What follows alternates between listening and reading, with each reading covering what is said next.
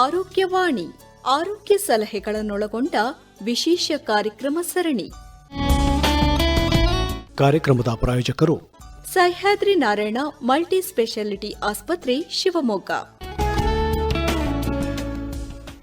ಮಲೆನಾಡು ಮತ್ತು ಸುತ್ತಮುತ್ತಲಿನ ಜನತೆಗೆ ವಿಶ್ವ ದರ್ಜೆಯ ಆರೋಗ್ಯ ಸೇವೆಯನ್ನು ಒದಗಿಸುತ್ತಿರುವ ಶಿವಮೊಗ್ಗದ ಸಹ್ಯಾದ್ರಿ ನಾರಾಯಣ ಮಲ್ಟಿ ಸ್ಪೆಷಾಲಿಟಿ ಆಸ್ಪತ್ರೆ ಅತ್ಯಾಧುನಿಕ ಯಂತ್ರೋಪಕರಣಗಳು, ನುರಿತ ತಜ್ಞ ವೈದ್ಯರುಗಳು ಹಾಗೂ ಅನುಭವಿ ಶುಶ್ರೂಷಕಿಯರ ತಂಡದೊಂದಿಗೆ ದಿನದ 24 ಗಂಟೆಯೂ ತುರ್ತು ಸೇವೆಯನ್ನು ಒದಗಿಸುತ್ತಿದೆ.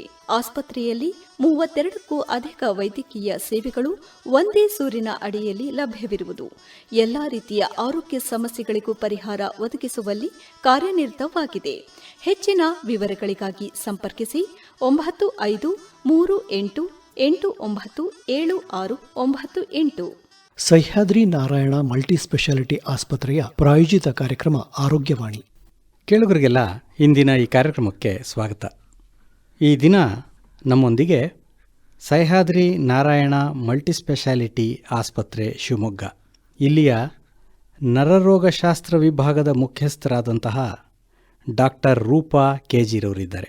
ಇವರೊಂದಿಗೆ ನಾವು ಈ ದಿನ ಮಾತನಾಡಲಿರುವ ವಿಷಯ ಡಯಾಬಿಟಿಕ್ ನ್ಯೂರೋಪತಿ, ಅಂದರೆ ಮಧುಮೇಹ ರೋಗದಿಂದ ನರಗಳ ಮೇಲಾಗುವ ಪರಿಣಾಮ, ಇದರ ಕುರಿತು. ಇನ್ನು ಇದ್ರ ಬಗ್ಗೆ ಹೆಚ್ಚಿನ ವಿವರಗಳನ್ನು ಡಾಕ್ಟರ್ ಅವರಿಂದಲೇ ಪಡ್ಕೊಳ್ಳೋಣಂತೆ. ಕಾರ್ಯಕ್ರಮಕ್ಕೆ ನಮ್ಮೆಲ್ಲ ಕೇಳುಗರ ಪರವಾಗಿ ತಮಗೆ ಸ್ವಾಗತ ಡಾಕ್ಟ್ರೇ. ನಮಸ್ಕಾರ. ಈಗಾಗಲೇ ನಾನು ನಮ್ಮ ಕೇಳುಗರಿಗೆ ಹೇಳಿದೆ ಯಾವ ವಿಷಯದ ಕುರಿತು ತಾವು ಈ ದಿನ ವಿಶದವಾಗಿ ನಮ್ಮ ಕೇಳುಗರಿಗೆ ತಿಳಿಸ್ಕೊಡ್ತೀರಿ ಅಂತ. ಒಂದು ವೈದ್ಯಕೀಯ ಪರಿಭಾಷೆಯಲ್ಲಿ ಡಯಾಬಿಟಿಕ್ ನ್ಯೂರೋಪತಿ ಅಂದರೆ ಏನು? ಈಗ ಡಯಾಬಿಟೀಸ್ ಅಂದರೆ ಮಧುಮೇಹ ಕಾಯಿಲೆ ನಮಗೆಲ್ಲ ತಿಳಿದೇ ಇದೆ ಅಲ್ವಾ. ಸೊ ಮಧುಮೇಹ ಕಾಯಿಲೆಯಿಂದ ಎಷ್ಟೆಲ್ಲ ದುಷ್ಪರಿಣಾಮಗಳಾಗತ್ತೆ. ಬರೀ ರಕ್ತದಲ್ಲಿ ಸಕ್ಕರೆ ಪ್ರಮಾಣ ಜಾಸ್ತಿ ಆಗೋದಷ್ಟೇ ಅಲ್ಲ, ಅದರಿಂದ ಎಷ್ಟೋ ದುಷ್ಪರಿಣಾಮಗಳಾಗ್ತಾ ಇರುತ್ತೆ. ಇಲ್ಲಿ ತನಕ ಕೇಳಿರ್ಬೋದು ಎಷ್ಟೋ ಜನಕ್ಕಲ್ವಾ, ಕಣ್ಣಿನ ಮೇಲೆ ಪರಿಣಾಮ ಬೀಳುತ್ತೆ, ಆಮೇಲೆ ನರಗಳ ಮೇಲೆ ಪರಿಣಾಮ ಬೀಳುತ್ತೆ, ಕಿಡ್ನಿ ಮೇಲೆ ಪರಿಣಾಮ ಬೀಳುತ್ತೆ. ನಾವು ಇದಕ್ಕೆ ಡಯಾಬಿಟಿಕ್ ಕ್ವಾಡ್ರಿಪತಿ ಅಂತ ಹೇಳ್ತೀವಿ, ಅಂದ್ರೆ ರೆಟಿನೋಪತಿ, ನ್ಯೂರೋಪತಿ, ನೆಫ್ರೋಪತಿ. ಸೊ ಈ ತರ ಹಲವಾರು ಕ್ರಮೇಣವಾಗಿ ಹೋಗ್ತಾ ಹೋಗ್ತಾ ಅದರಿಂದ ಎಷ್ಟೋ ಪರಿಣಾಮಗಳಾಗ್ತಾ ಹೋಗುತ್ತೆ. ಮ್ಯಾಕ್ರೋವ್ಯಾಸ್ಕ್ಯುಲರ್ ಡ್ಯಾಮೇಜ್, ಈ ತರ ಹಲವಾರು ಪರಿಣಾಮಗಳು ಆಗ್ತಾ ಹೋಗುತ್ತೆ. ಸೊ ಇದ್ರ ಬಗ್ಗೆ ಇವತ್ತಿನ ವಿಚಾರ ಏನಂತ ಹೇಳಿದ್ರೆ ಡಯಾಬಿಟಿಕ್ ನ್ಯೂರೋಪತಿ, ಎಸ್ಪೆಷಲಿ ಈ ಕ್ವಾಡ್ರಿಪತಿಯಲ್ಲಿ ಒಂದಾದ ಡಯಾಬಿಟಿಕ್ ನ್ಯೂರೋಪತಿ, ಅಂದ್ರೆ nerve damage secondary to the diabetes. So ಇದಕ್ಕೆ ನಾವು ನ್ಯೂರೋಪತಿ ಅಂತ ಹೇಳ್ತೀವಿ. ಯಾಕೆ ಇದಕ್ಕೆ ಇಷ್ಟು ಪ್ರಾಮುಖ್ಯತೆ ಕೊಡಬೇಕು ಅಂತ ಹೇಳಿದ್ರೆ 60% ಡಯಾಬಿಟಿಕ್ ಪೇಷಂಟ್ಸ್ ಅಲ್ಲಿ 1 ಡಿಕೇಡ್ ನಂತರ ಅಥವಾ 10 ವರ್ಷದ ನಂತರ ಅವ್ರಗಳಿಗೆ ಖಚಿತವಾಗಿ ಪೆರಿಫೆರಲ್ ನ್ಯೂರೋಪತಿ ಅಥವಾ ಡಯಾಬಿಟಿಕ್ ನ್ಯೂರೋಪತಿ ಆಗೇ ಆಗತ್ತೆ. ಸೊ ಎಷ್ಟೋ ಜನಕ್ಕೆ ಹೇಗಿರುತ್ತೆ ಅಂತ ಹೇಳಿದ್ರೆ, ಶುಗರ್ ಯಾವಾಗ ಪತ್ತೆ ಆಗತ್ತೆ ಅಂತ ಹೇಳಿದ್ರೆ, ಇವ್ರು ಯಾವಾಗ ಕಾಲೂರಿ ಕೈಯೂರಿ ಅನ್ಕೊಂಡು ಬರ್ತಾರೋ ಅವಾಗ ನಾವು ರೆಟ್ರೋ ಟೆಸ್ಟ್ ಮಾಡಿಸಿದಾಗ, ಬ್ಲಡ್ ಟೆಸ್ಟ್ ಮಾಡಿಸಿ ನೋಡಿದಾಗ ಅವಾಗ ಶುಗರ್ ಜಾಸ್ತಿ ಇರೋದು ಗೊತ್ತಾಗ್ತಿರತ್ತೆ. ಸೊ ಈ ರೀತಿಯಾಗಿ ಎಷ್ಟೋ ಸರಿ ಮಿಸ್ ಕೂಡ ಆಗ್ಬಿಡತ್ತೆ ಈ ಡಯಾಬಿಟಿಕ್ ನ್ಯೂರೋಪತಿ. ಯಾಕಂದ್ರೆ ನಿಯಮಿತವಾದ ರಕ್ತ ಪರೀಕ್ಷೆಯಲ್ಲಿ ಮಾಡಿಸ್ತಾ ಇಲ್ಲ ಅಂತ ಹೇಳಿದ್ರೆ ಅಂಥವ್ರಲ್ಲಿ ಏನಾಗುತ್ತೆ, ಸೊ ಯಾವಾಗ ಅವರಿಗೆ ದುಷ್ಪರಿಣಾಮಗಳು ಜಾಸ್ತಿ ಆಗುತ್ತೋ ಅವಾಗದೇ ಬರೋದು ಅವರು. ಕೆಲವರಿಗೆ ಏನಾಗುತ್ತೆ ಅಂದ್ರೆ ಕಿಡ್ನಿ ತೊಂದರೆ ಆದ್ಮೇಲೆ ಕಾಲೂತ ಬಂದು ಸುಸ್ತು ಆಯಾಸ ಎಲ್ಲ ಬಂದಿರ್ತಾರೆ, ನೋಡಿದಾಗ ಕಿಡ್ನಿಲಿ ಒಂದು ಕ್ರಿಯಾಟ್ ಲೆವೆಲ್ ಜಾಸ್ತಿ ಆಗಿರುತ್ತೆ. ಅವಾಗ ರೆಟ್ರೋ ನಾವು ಶುಗರ್ ಟೆಸ್ಟ್ ಎಲ್ಲ ಮಾಡಿಸಿ ನೋಡಿದಾಗ ಅವಾಗ ತುಂಬಾ ಹೆಚ್ಚಿನ ಪ್ರಮಾಣದಲ್ಲಿ ರಕ್ತದಲ್ಲಿ ಶುಗರ್ ಪ್ರಮಾಣ ಜಾಸ್ತಿ ಇರುತ್ತೆ. ಅವಾಗ ಮಧುಮೇಹ ಇದೆ, ಅದ್ರ ಪರಿಣಾಮವಾಗಿ ಕಿಡ್ನಿ ತೊಂದರೆ ಆಗಿದೆ, ಆತರ ಎಲ್ಲ ತಿಳ್ತಾ ಹೋಗ್ತೇವೆ. ಸೊ ಈ ರೀತಿನೇ ಎಷ್ಟೋ ಜನಕ್ಕೆ ಪಾದೂರಿ ಕಾಲೂರಿ ಅದ್ರ ದುಷ್ಪರಿಣಾಮಗಳು ಈಗ ನ್ಯೂರೋಪತಿ ಆದ್ಮೇಲೆ ಶುಗರ್ ಪತ್ತೆ ಹಚ್ಚಿದ್ದು ಉಂಟು. ಸೊ ಇದ್ರ ಬಗ್ಗೆ ಏನಕ್ಕೆ ಇಷ್ಟೊಂದು ತಿಳ್ಕೋಬೇಕು ಅಂತ ಹೇಳಿದ್ರೆ, ಸೊ ಈ ಪೆರಿಫೆರಲ್ ನ್ಯೂರೋಪತಿಯಿಂದ ಆಗ್ತಕ್ಕಂಥದ್ದು ಡ್ಯಾಮೇಜ್ಗಳನ್ನ ನಾವು ಸರಿಯಾದ ಟೈಮಲ್ಲಿ ಟ್ರೀಟ್ಮೆಂಟ್ ಕೊಟ್ಟಿಲ್ಲ ಅಂತ ಹೇಳಿದ್ರೆ ಕ್ರಮೇಣವಾಗಿ ಏನಾಗ್ತಾ ಹೋಗುತ್ತೆ, ಆ ಪಾದಗಳಲ್ಲಿ ಶುರುನಲ್ಲಿ ಉರಿಯಾಗಿ ಶುರುವಾಗಿದ್ದು, ಕಾಲ್ಗಳಲ್ಲಿ ಉರಿಯಾಗಿ ಶುರುವಾಗಿದ್ದು ಸ್ಪರ್ಶ ಕಡಿಮೆ ಆಗುತ್ತೆ. ಸ್ಪರ್ಶ ಕಡಿಮೆ ಆದಾಗ ಏನಾಗುತ್ತೆ, ಕಾಲ್ ಸುಟ್ಟೋದ್ರೂ ಗೊತ್ತಾಗಲ್ಲ, ಕಾಲ್ ಪೆಟ್ಟಾದ್ರೂ ಗೊತ್ತಾಗಲ್ಲ. ಸೊ ಎಷ್ಟೋ ಸರಿ ಅವರು ಎಡು ಬೀಳ್ತಾ ಇರ್ತಾರೆ, ಪೆಟ್ ಮಾಡ್ಕೊಳ್ತಾ ಇರ್ತಾರೆ, ಗಾಯ ಆಗತ್ತೆ. ಆ ಗಾಯ ವಾಸಿ ಆಗೋದಿಲ್ಲ ಶುಗರ್ ಇಂದ. ಎಷ್ಟೋ ಸರಿ ಶುಗರ್ ಕಂಟ್ರೋಲ್ ಇಲ್ಲ ಅಂದ್ರೆ ಗಾಯ ವಾಸಿನೇ ಆಗೋದಿಲ್ಲ, ಅದು ಡಯಾಬಿಟಿಕ್ ಫುಟ್ ಅಲ್ಸರ್ಸ್ ಅಂತ ಆಗುತ್ತೆ ಅಥವಾ ಗ್ಯಾಂಗ್ರೀನ್ ಆಗುತ್ತೆ. ಸೊ ಆಮೇಲೆ ಆಂಪಿಟೇಷನ್ ಮಾಡ್ಬೇಕಾಗಿ ಬರುತ್ತೆ. ಅಂದ್ರೆ ಹೆಬ್ಬೆಟ್ಟೆ ಕಟ್ ಮಾಡಿಸ್ಕೊಂಡಿರೋ ನೋಡಿರ್ತಿರಲ್ಲ, ಎಷ್ಟೋ ಆಂಪಿಟೇಷನ್ ಆಗಿರುತ್ತೆ, ಹೆಬ್ಬೆಟ್ ಕಟ್ ಮಾಡಿರ್ತಾರೆ ಅಥವಾ ಕಾಲೇ ಕಟ್ ಮಾಡಿರ್ತಾರೆ ಆಂಪಿಟೇಷನ್ ಆಗಿ. ಸೊ ಅಷ್ಟು ತೀವ್ರವಾಗಿ ಪರಿಣಾಮ ಹೋಗೋದ್ ಬೇಡ ಅಂತ ಹೇಳಿದ್ರೆ ಚಿಕ್ಕದಾಗಿರುವಾಗಲೇ ಇದನ್ನು ಪತ್ತೆ ಹಚ್ಚಿ ಇದನ್ನ ಹೇಗೆ ಕೇರ್ ತಗೊಳ್ಬೇಕು ಅನ್ನೋದು ತಿಳ್ಕೊಳ್ಳೋದು ತುಂಬಾ ಮುಖ್ಯ ಆಗಿರುತ್ತೆ. ಈಗ ತಾವು ಹೇಳಿದ್ರಿ, ಈ ಒಂದು ಡಯಾಬಿಟಿಕ್ ನ್ಯೂರೋಪತಿಯಿಂದಾಗಿ ಮೊದಲಿಗೆ ಅದು ಉರಿಯಾಗಿ, ನಂತರ ಅದು ಸ್ಪರ್ಶ ಜ್ಞಾನ ಇಲ್ಲದಂತಾಗೋದು, ಅದಾದ ನಂತರ ಅದರಲ್ಲಿ ಏನಾದರೂ ಗಾಯಗಳಾದ್ರೂ ಗೊತ್ತಾಗ್ಲಾರ್ದೆ ಇರುವಂತಹ ಒಂದು ಪರಿಸ್ಥಿತಿ, ಅದಾದ ನಂತರ ಈ ಗಾಯಗಳು ಗ್ಯಾಂಗ್ರೀನ್ ಆಗ್ಬಿಡುತ್ತೆ, ಅಂದ್ರೆ ಕೊಳೆತು ಬಿಡ್ತದೆ, ನಂತರದಲ್ಲಿ ಅಂಗಗಳನ್ನೇ ತೆಗೆದುಹಾಕುವಂತ ಪರಿಣಾಮದ ತನಕ ಹೋಗ್ಬಿಡ್ತದೆ ಅಂತೆಲ್ಲ ಹೇಳಿದ್ರಿ ತಾವು. ಈಗ ನಾವು ಮೊದಲನೇದಾಗಿ ಮತ್ತೆ ತಾವು ಇನ್ನೂ ಒಂದು ಮಾತನ್ನು ಬಳಸಿದ್ದೀರಿ ಇಲ್ಲಿ, 60-70% ಮಧುಮೇಹಿಗಳಲ್ಲಿ 10 ವರ್ಷದ ಒಳಗಾಗಿ ಇದು ಕಂಡು ಬಂದ್ಬಿಡ್ತದೆ ಅಂತ ಹೇಳಿ. ಹಾಗಾದ್ರೆ ನಾವು ಈ 60-70% ಒಳಗಡೆ ಬರಬಾರ್ದು ಅನ್ನೋದಾದ್ರೆ ಏನ್ ಮಾಡಬೇಕು? ಸೊ ಇದಕ್ಕೆ ಪರಿಹಾರ ಸ್ಟ್ರಿಕ್ಟ್ ಬ್ಲಡ್ ಶುಗರ್ ಕಂಟ್ರೋಲ್. ಅಂದ್ರೆ ಸ್ಟ್ರಿಕ್ಟ್ ಆಗಿ ಬ್ಲಡ್ ಶುಗರ್ನ ಸರಿಯಾಗಿ ರಕ್ತದಲ್ಲಿ ಸಕ್ಕರೆ ಅಂಶ ಏನಿರುತ್ತೋ ಪ್ರಮಾಣ ಅದನ್ನ ಸ್ಟ್ರಿಕ್ಟ್ ಆಗಿ ಕಂಟ್ರೋಲ್ ಇಟ್ಕೊಳ್ಳೋದು. ಹೇಗೆ ಕಂಟ್ರೋಲ್ ಇಟ್ಕೊಳ್ಳೋದು ಅಂತ ಹೇಳಿದ್ರೆ, ಸೊ ಮುಖ್ಯವಾಗಿ ಇದು prevention is always better than cure ಅಂತ ಹೇಳ್ತೀವಲ್ಲ. ಸಕ್ಕರೆ ಕಾಯಿಲೆ ಬರೋದೇ ಬೇಡ ಅಂತ ಹೇಳಿದ್ರೆ ಒಳ್ಳೆಯ ಜೀವನ ಶೈಲಿ ನಡೆಸೋದು ಅಲ್ವಾ. ಸೊ ಆರೋಗ್ಯಕರ ಜೀವನ ಶೈಲಿ ನಡೆಸೋದು, ಪ್ರತಿನಿತ್ಯ ಆಹಾರ ಪದ್ಧತಿಯಲ್ಲಿ ಒಂದು ಪಥ್ಯ ಇರಬೇಕು ಅಲ್ವಾ.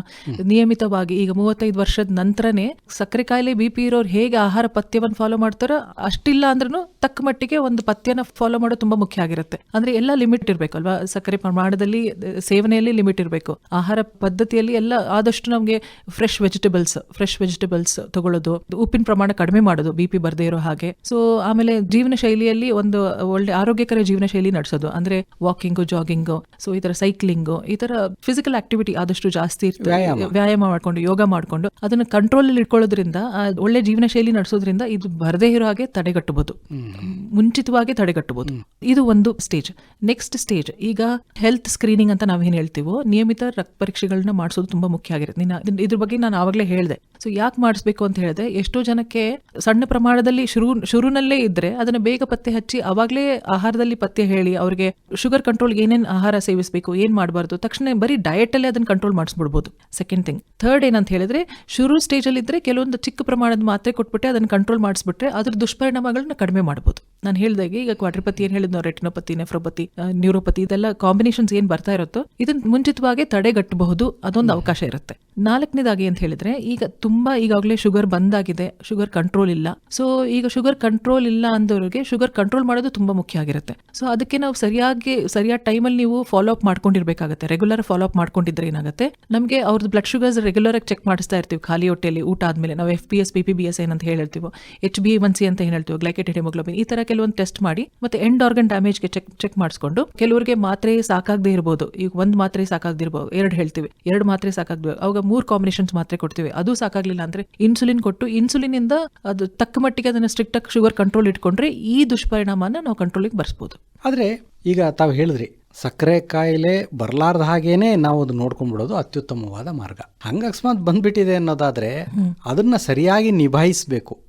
ಅದು ಮತ್ತೊಂದು ಎರಡನೇ ಮಾರ್ಗ, ಅನಿವಾರ್ಯ ಮಾರ್ಗ. ಅದನ್ನು ಸರಿಯಾಗಿ ನಾವು ಮಾಡಿದ್ರೆ ಇನ್ನೇನು ಹೆಚ್ಚಿನ ದುಷ್ಪರಿಣಾಮಗಳು ಆಗ್ಲಾರ್ದೆ ಇರೋ ರೀತಿನಲ್ಲಿ ನಾವು ಅದನ್ನ ನೋಡ್ಕೋಬಹುದು ಅಂತ.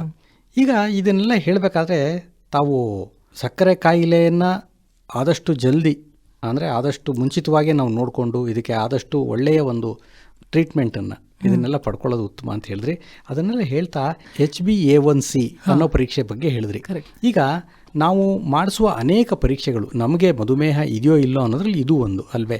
ಯಾವ ರೀತಿ ನಾವು ಮೊದಲೇ ನಮಗೆ ಡಯಾಬಿಟಿಕ್ಸ್ ಇದೆಯೋ ಇಲ್ವೋ, ಬರೋ ಒಂದು ಸಂಭವ ಇದೆಯೋ ಇಲ್ಲೋ, ಇದನ್ನು ತಿಳ್ಕೊಳ್ಳೋದು ಹೇಗೆ? ಇದ್ರ ಕುರಿತು ನಮ್ಮ ಕೇಳಿದ್ರು ಒಂದು ಸ್ವಲ್ಪ ತಿಳಿಸ್ಕೊಡಿ. ಸೊ ಈಗ ನಾವು ಒಂದು 30-35 ವರ್ಷದ ನಂತರ ವರ್ಷಕ್ಕೆ 2 ಬಾರಿ ಈ ಶುಗರ್ ಪರೀಕ್ಷೆಗಳನ್ನ ಅಥವಾ ಜನರಲ್ ಹೆಲ್ತ್ ಚೆಕಪ್ಸ್ ಅಂತ ಏನ್ ಹೇಳ್ತೀವೋ, ಈಗ ನಾವೆಲ್ಲ ಹೆಲ್ತ್ ಸ್ಕ್ರೀನಿಂಗ್, ಹೆಲ್ತ್ ಚೆಕಪ್ಸ್ ಯಾಕೆ ಮಾಡಿಸ್ಬೇಕು ಅಂದ್ರೆ ಇದೇ ಕಾರಣಕ್ಕೆ. ಮುಂಚಿತವಾಗ್ಲೇ ಚಿಕ್ಕದಾಗಿ ಶುರುವಾಗಿದ್ರೆ, ಈಗ ನಾವು ಅದು ಖಾಲಿ ಹೊಟ್ಟೆಲಿ ಊಟ ಆದ್ಮೇಲೆ ನಾ ಹೇಳಿದ್ನಲ್ಲ, ಸೊ ಅದು FPS, PPBS, HbA1c ಅಂತ ಕೆಲವೊಂದು ಟೆಸ್ಟ್ ಮಾಡ್ತೀವಿ, ಮತ್ತೆ ಯೂರಿನ್ ಟೆಸ್ಟ್ ಮಾಡ್ತೀವಿ, ಅದ್ರಲ್ಲಿ ಶುಗರ್ಸ್ ಏನಾದ್ರು ಹೋಗ್ತಾ ಇದೆಯಾ ಅಂತ ಹೇಳ್ಬಿಟ್ಟು. ಸೊ ಅಲ್ಲಿ ಅವಾಗ ಏನಾಗುತ್ತೆ, ನಮಗೆ fasting blood sugars, post prandial blood sugars, glycated haemoglobin test ಅದೇನ್ ಮಾಡ್ತೀವಿ ಅದು ಅಕ್ಯುರೇಟ್ ಆಗಿ ನಮ್ಗೊಂದು ರೀಡಿಂಗ್ ಕೊಡುತ್ತೆ. ಇದರಲ್ಲಿ ನಾವು ಖಾತ್ರಿ ಮಾಡ್ಕೋತೀವಿ, ಪಕ್ಕ ಮಾಡ್ಕೋತೀವಿ ಶುಗರ್ ನಿಜವಾಗ್ಲೂ ಇದೆಯೋ ಇಲ್ಲೋ ಅಂತ ಹೇಳ್ಬಿಟ್ಟು. ಕನ್ಫರ್ಮೇಶನ್ಗೆ ಈ ಟೆಸ್ಟ್ಗಳೆಲ್ಲ ಮಾಡ್ತಾ ಹೋಗ್ತೀವಿ. ಸೊ ಈ ಟೆಸ್ಟ್ ಮಾಡಿದ್ಮೇಲೆ ಹೇಳಿದ ಹಾಗೆ ವರ್ಷಕ್ಕೆ 2 ಸರಿ ಅಥವಾ ಕನಿಷ್ಠ ಪಕ್ಷ ವರ್ಷಕ್ಕೆ 1 ಸರಿ ಆದ್ರೂ ಮಾಡಿಸ್ತಾ ಇದ್ರೆ ಸಣ್ಣದಾಗಿರುವಾಗ್ಲೇ ಪತ್ತೆ ಹಚ್ಬಿಟ್ಟು ಟ್ರೀಟ್ಮೆಂಟ್ ಶುರು ಮಾಡ್ಬಿಡ್ಬೋದು ಅನ್ನೋದು ಒಂದು. ಸೆಕೆಂಡ್ ಏನಂದ್ರೆ, ಕೆಲವರಿಗೆ ಮಾತ್ರ ಇದು ಬರೋ ರಿಸ್ಕ್ ಫ್ಯಾಕ್ಟರ್ಸ್ ಜಾಸ್ತಿ ಇರುತ್ತೆ. ಶುಗರ್ ಬರೋ ರಿಸ್ಕ್ ಫ್ಯಾಕ್ಟರ್ಸ್ ಅಂದ್ರೆ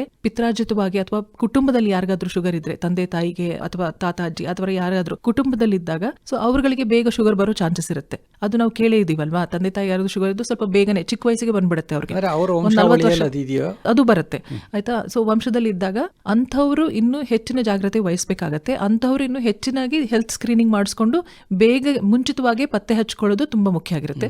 ಸೊ ಅವಾಗ ಮುಂಚಿತವಾಗಿ ಪತ್ತೆ ಹಚ್ಚೋದ್ರಿಂದ ಸಮ್ ಎಕ್ಸ್ಟೆಂಟ್ ಇದರಿಂದ ಆಗ್ತಕ್ಕಂಥ ಡ್ಯಾಮೇಜ್ಗಳನ್ನ ಮುಂಚಿತವಾಗಿ ನಾವು ಪ್ರಿವೆಂಟ್ ಮಾಡ್ಕೊಂಡು ಹೋಗ್ಬೋದು. ಸೆಕೆಂಡ್ ರಿಸ್ಕ್ ಫ್ಯಾಕ್ಟರ್ಸ್ ಏನಂತ ಹೇಳಿದ್ರೆ, ಸೊ ಯೂಶಲಿ ಈಗ ನಾ ಹೇಳಿದಾಗೆ ಪೆರಿಫೆರಲ್ ನ್ಯೂರೋಪತಿ ಏನಾಗುತ್ತೋ ಇದೆಲ್ಲ ಕೆಲವೊಂದು ಅಸೋಸಿಯೇಟ್, ಇದು ವಯಸ್ಸಾದವರಲ್ಲಿ ಸ್ವಲ್ಪ ಜಾಸ್ತಿ ಬೇಗ ಕಾಣಿಸುತ್ತೆ, ಅಂದ್ರೆ ಒಂದು 60 ವರ್ಷದ ನಂತರದವ್ರಿಗೆ ಸ್ವಲ್ಪ ಬೇಗ ಕಾಣಿಸುತ್ತೆ ಒಂದು. ಸೊ ಮೂರನೇದೇನಂದ್ರೆ, ಮದ್ಯಪಾನ ಮಾಡೋರಲ್ಲಿ ಅಥವಾ ಧೂಮಪಾನ ಮಾಡೋದ್ರಲ್ಲಿ. ಸೊ ಅಂಥವರಲ್ಲಿ ಇದು ಬೇಗನೆ ಕಾಣಿಸ್ಕೊಳ್ಳೋದು ನಾವು ನೋಡ್ತೀವಿ ನಿತ್ಯ ಪ್ರಾಕ್ಟೀಸ್ ಅಲ್ಲಿ. So diabetes in combination with alcoholism in combination with smoking plus old age. So ಇಂಥವರಲ್ಲಿ ತುಂಬಾ ಕಾಮನ್ ಆಗಿ ರಿಸ್ಕ್ ಜಾಸ್ತಿ ಇದ್ದ ಹಾಗೆ, ಇದು ರಿಸ್ಕ್ ಜಾಸ್ತಿ ಇದ್ದಾಗೆ ನ್ಯೂರೋಪತಿ ರಿಸ್ಕ್. ಸೊ ಅಂಥವ್ರು ಆ ತರ ಶುಗರ್ ಬಂದಿದೆ ಅಂತ ಹೇಳಿದ್ರೆ ಮದ್ಯಪಾನ ಸೇವನೆನ ನಿಷೇಧಿಸಬೇಕು, ಧೂಮಪಾನ ಸೇವನೆನ ನಿಷೇಧಿಸಬೇಕು. ಸೊ ರೆಗ್ಯುಲರ್ ಹೆಲ್ತ್ ಚೆಕ್ಅಪ್ ಮಾಡ್ಕೋಬೇಕು, ಸರಿಯಾಗಿ ಮಾತ್ರೆ ತಗೋಬೇಕು, ಆಹಾರದಲ್ಲಿ ಪತ್ತೆ ಇಟ್ಕೋಬೇಕು. ಸೊ ಟು ಸಮ್ ಎಕ್ಸ್ಟೆಂಟ್ ನಾವು ಇದನ್ನ ತುಂಬಾ ತೀವ್ರ ಆಗದೆ ಇರೋ ಹಾಗೆ ಪ್ರಿವೆಂಟ್ ಮಾಡ್ಬೋದು, ತಡೆಗಟ್ಟಬಹುದು ಅನ್ನೋದು. ಜೊತೆಗೆ ಜೀವನ ಶೈಲಿ, ಖಂಡಿತ ಜೀವನ life style modifications is very important. ನಾನು ಹೇಳ್ದಂಗೆ this is A part of life style modifications. ನಾವು ಹೇಳ್ದಾಗೆ ಅಂದ್ರೆ ಅವರಿಗೆ ಗೊತ್ತಿಲ್ಲದೇನೆ ಅವ್ರು ಇದನ್ನ ಕೆಲವೊಂದು ಚಟಗಳನ್ನ ಅಳವಡಿಸ್ಕೊಂಡಿರ್ತಾರೆ, ಅವುಗಳನ್ನ ಅವರು ನೋಟ್ ಮಾಡ್ಬೇಕು. ಒಂದು ಸ್ಟ್ರೆಸ್ ಕೂಡ ಶುಗರ್ ಬರೋದಕ್ಕೆ ರಿಸ್ಕ್ ಫ್ಯಾಕ್ಟರ್ ಆಗಿರುತ್ತೆ. ಜೀವನ ಶೈಲಿಯಲ್ಲಿ ತುಂಬಾ ರಿಸ್ಕ್, ಕ್ರಾನಿಕ್ ಸ್ಟ್ರೆಸ್ ಇಂದನೂ ಬರುತ್ತೆ, ಒತ್ತಡದಿಂದ. ಸೊ ಅದು ಒತ್ತಡ ಜೀವನ ಶೈಲಿ ಇರೋರು ಆದಷ್ಟು ತಮ್ಮ ಜೀವನ ಶೈಲಿನ ಒಂದ್ಸರಿ ಪರಿಶೀಲಿಸಿ ಅದರಲ್ಲಿ ಒಳ್ಳೆ ಆರೋಗ್ಯಕರ ಜೀವನ ಶೈಲಿಯನ್ನು ಅಳವಡಿಸ್ಕೊಳ್ಳೋದೊಂದು. ಸೊ ನಾ ಹೇಳ್ದಾಗೆ ಪ್ರತಿನಿತ್ಯ ಅಟ್ಲೀಸ್ಟ್ ವಾರಕ್ಕೆ 5 ದಿವಸ ಆದ್ರೂ ಅರ್ಧ ಗಂಟೆಗಳ ಕಾಲ ವಾಕಿಂಗ್, ಜಾಗಿಂಗ್ ಏನೋ ಒಂದು ಚಟುವಟಿಕೆ ಮಾಡೋದು. ಸೊ ಆ ಚಟುವಟಿಕೆಯಿಂದನೂ ಬ್ಲಡ್ ಫ್ಲೋ ಚೆನ್ನಾಗಾಗತ್ತೆ, ಹಾರ್ಟಿಗೂ ಕೂಡ ಒಳ್ಳೇದು, ತುಂಬಾ ಒಳ್ಳೇದು. ಪ್ಲಸ್ ಜೀವನ ಶೈಲಿಯಿಂದ ಇದು ಬೇಗ ಬರ್ದೇ ಇರೋ ಈ ತರ ಆನ್ ಟು ವರ್ಡ್ ಇದೇನು ಕೆಲವೊಂದು ಕಾಯಿಲೆಗಳನ್ನ ನಾವು ಪ್ರಿವೆಂಟ್ ಮಾಡ್ಬೋದು. ಎರಡನೇದು. ಸೊ ಆಮೇಲೆ ಇದೆಲ್ಲ ಚಟಗಳನ್ನ ದೂರ ಇಡೋದು, ಧೂಮಪಾನ, ಮದ್ಯಪಾನ, ತಂಬಾಕು ಇದನ್ನೆಲ್ಲ ದೂರ ಇಡೋದು. ಸೊ ಆಮೇಲೆ ರೆಗ್ಯುಲರ್ ಹೆಲ್ತ್ ಸ್ಕ್ರೀನಿಂಗ್ ಮಾಡೋದು. ಸೊ ಕೆಲವೊಂದ್ಸರಿ ಕಿಡ್ನಿ ತೊಂದರೆ ಇರುತ್ತೆ, ಅಂದ್ರೆ CKD ಅಂತ ಏನು ಹೇಳ್ತೀವೋ, ಕ್ರಾನಿಕ್ ಕಿಡ್ನಿ ಡಿಸೀಸ್, ಅಂಥವ್ರಲ್ಲೂ ಸಹ ಈ ಪೆರಿಫೆರಲ್ ನ್ಯೂರೋಪತಿ ಬೇಗ ಕಾಣಿಸ್ಕೊಳ್ಳುತ್ತೆ. ಈ ಡಯಾಬಿಟಿಕ್ ಕಿಡ್ನಿ ಡ್ಯಾಮೇಜ್ ಆಗಿರೋರಿಗೆ ಬೇಗ ಪೆರಿಫೆರಲ್ ನ್ಯೂರೋಪತಿ ಕಾಣಿಸ್ಕೊಳ್ಳುತ್ತೆ. ಸೊ ಅಂಥವ್ರು ಸಹ ಅದನ್ನ ರೆಗ್ಯುಲರ್ ಚೆಕ್ಅಪ್ ಮಾಡಿಸ್ಕೊಳ್ಳೋದ್ರಿಂದ ಅದಕ್ಕೆ ಸಂಬಂಧಪಟ್ಟಾಗೆ ಪಥ್ಯ ಏನ್ ಫಾಲೋ ಮಾಡಬೇಕು, ಈಗ ಶುಗರ್ ಜೊತೆಗೆ ಕಿಡ್ನಿಗೆ ಸಂಬಂಧಪಟ್ಟಾಗ ಏನ್ ಪಥ್ಯ ಫಾಲೋ ಮಾಡಬೇಕು, ರೆಗ್ಯುಲರ್ ಚೆಕ್ಅಪ್ ಮಾಡಿಸ್ಕೋಬೇಕು. ಸೊ ಅದನ್ನೆಲ್ಲ ಮಾಡಿ ಕಂಟ್ರೋಲ್ ಇಟ್ಕೊಳ್ಳೋದ್ರಿಂದ ಇದನ್ನ ಮುಂಚಿತವಾಗಿ ಸ್ವಲ್ಪ ತಡೆಗಟ್ಟಬಹುದು, ಮತ್ತೆ ಸಾಕಷ್ಟು ಡ್ಯಾಮೇಜ್ ಆಗದೆ ಇರೋ ಹಾಗೆ ನೋಡ್ಕೊಳ್ಬಹುದು ಅನ್ನೋದು.